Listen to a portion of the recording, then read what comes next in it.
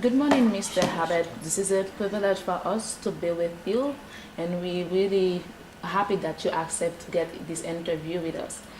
We know that you are the chairperson of BRAC, Bangladesh Rural Advancement Committee, the world's largest development organization in terms of skill and diversity, and you just win the first prize of Rise in Education. We'd like to ask you, what does that prize mean for you? Since we know that you already win a lot of awards and prizes. Thank you very much. It is wonderful to receive this award.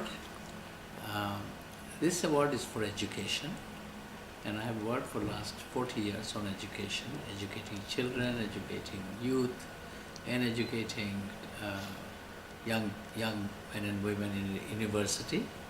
So I worked on education on many different levels over many years, and this is the biggest prize in education. So I'm delighted to have this prize. It recognizes the work of BRAC in education, not only in Bangladesh, but we also work in other countries, in Africa. In Tanzania, we have got 200 schools. In Pakistan, we have got another 440 schools. In Afghanistan, we have 2,400 schools for young girls, where we find girls are not being educated. We set up schools only for girls. So even in Bangladesh, when I started, girls were not going to school in the same number as the boys were. So if there were 6 boys, there were 4 girls. 40% girls, 60% boys in school. So when we started our school, we said we'll have 60% girls and 40% boys. So reversed it. Yeah. So we want equality of girls and boys in all societies, in not only in education, but all kinds of opportunities. Opportunities for jobs, opportunities to do everything that boys can do. I think that's very great, the work you have done. 40 years of work in education, health, and agriculture. That's so incredible. You've done a lot of work during the last 40 years. I just want to take you back to those days when you were a young person, just like us, probably grown up more than we are now. But when you sold your apartment in the UK to come to Bangladesh and start charity work for the Bangladeshi people, that means you had that was a risk. So did you expect an achievement that could last to this year? No, I thought I'd sell my house and do work for 2 or 3 years, and then I'd go back to my profession. But when I found that poverty is so bad, endemic in rural Bangladesh, then I thought that I can't just leave these poor people like that and go back to my profession and live a cushy life. I had to commit myself to the poor people. So the next 40 years was working with poor people, how to improve their health, improve their livelihood, improve their education. So it was a commitment to poor people to improve their lot.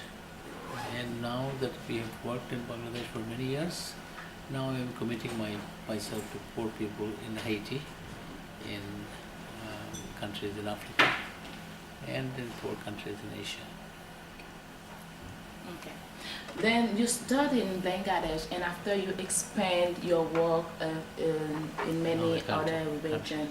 When you left Bangladesh to other regions, other countries, what was very successful and what was less successful? Well, countries and cultures vary, and everything which is worked in Bangladesh may not work in Haiti, or maybe differently, has to be done differently in Haiti. So needs to be adapted. The program needs to be adapted to particular cultures, particular situations. But what has struck me is very important, that poor people's lives are and struggles, their realities, their aspirations and their dreams are similar everywhere. So, So true. so poor people needs we know what they need, what they want, what they aspire. So we try to adapt our program to meet their needs. Okay. Haiti is a very diversity country. Yeah. Now you're thinking of coming to Haiti and do and work there. So what sort of projects, what sort of programs do you think? We have worked in Haiti for last 8-9 years, Oh, not okay. directly ourselves, but Foncose, an organization that we help them to work on the extremely poor families in Haiti, and there are quite a lot of them. So poor that even microfinance program, the organization, they won't give money as loan because they can't repay the money back. So we thought that Haiti should have an extreme poor program, which we had in Bangladesh. We gave, instead of giving loan, we gave grants Okay. so that they come out of extreme poverty. And once they're a little bit above their extreme poverty level, then people can give loan and then they can come out of poverty. Okay. So we've been working with Foncose for last 8-9 years on this, and so we know Haiti quite a lot. Our staff has lived there in Haiti. 2 or 3 staff have lived with Foncose, and now we are thinking of going to Haiti. So we are already in Haiti. We've got a live and embrace center, and we are in agriculture, and we hopefully do other things also.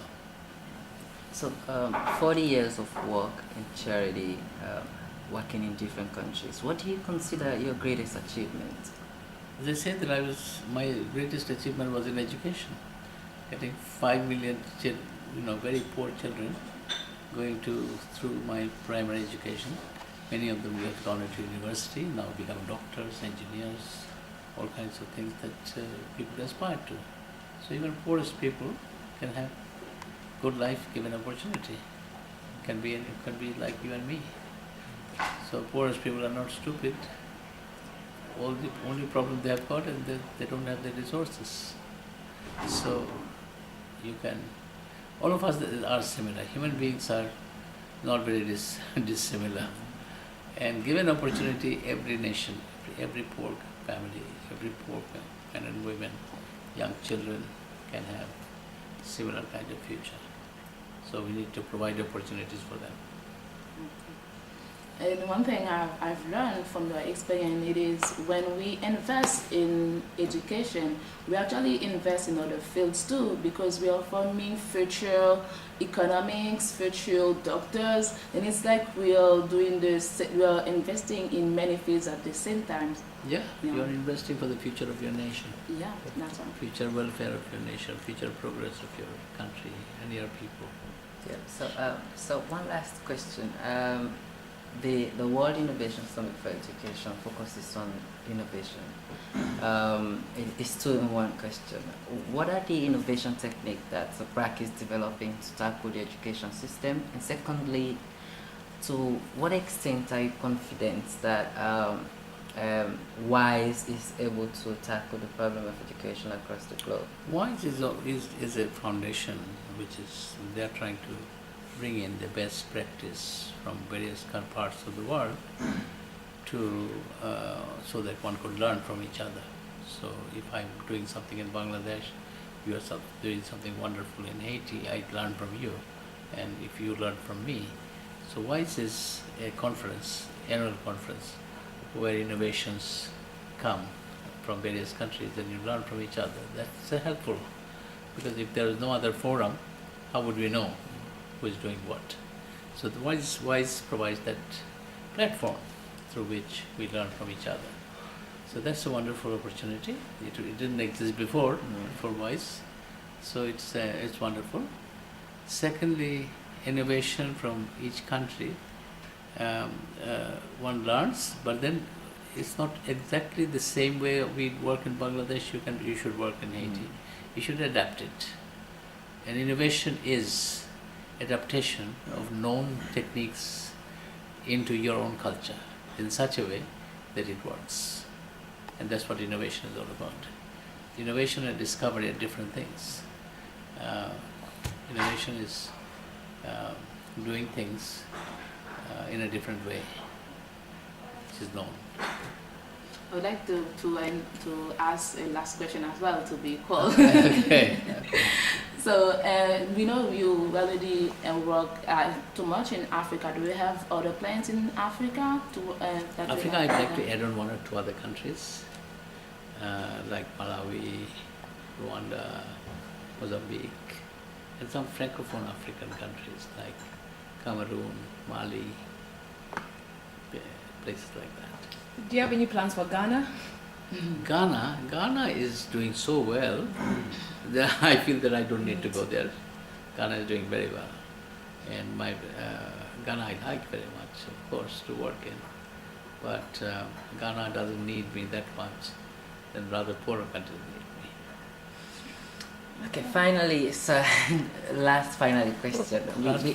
We are students from different backgrounds in different countries, Right. studying different fields. You're from Haiti. I'm from Sierra Leone. You're from Sierra Leone? Yeah. Okay. So if you would have an opportunity to address us as students, what would you tell us? I say that be ambitious. All societies need people who are entrepreneurial, do work for your nation to improve your situation of your nation to an extent better than what you found it. So if I have done something in Bangladesh better than I've done, which has improved Bangladesh than when I was born, then I've done something useful. Same thing for you, young people in developing countries. You take responsibility for your country or for your people, and that's the ambition that you need to have. Not ambition for I take responsibility for myself and my family. Okay. Thank you so Thank you. much. Okay, It's a pleasure. Thank you very much. Thank you so much. That was a very good pleasure for us to get this interview with you. Thank We you. are very proud of you, and you are a Right. model for us. Right. Yeah. Thank you. You're from Ghana. Yes. She's from Haiti. Haiti. From Haiti. From Haiti. Sir. And from Sierra Leone. Yeah. So we are working in Sierra Leone. Only in Ghana we are not working. Right? Yeah. But I agree with you. We don't.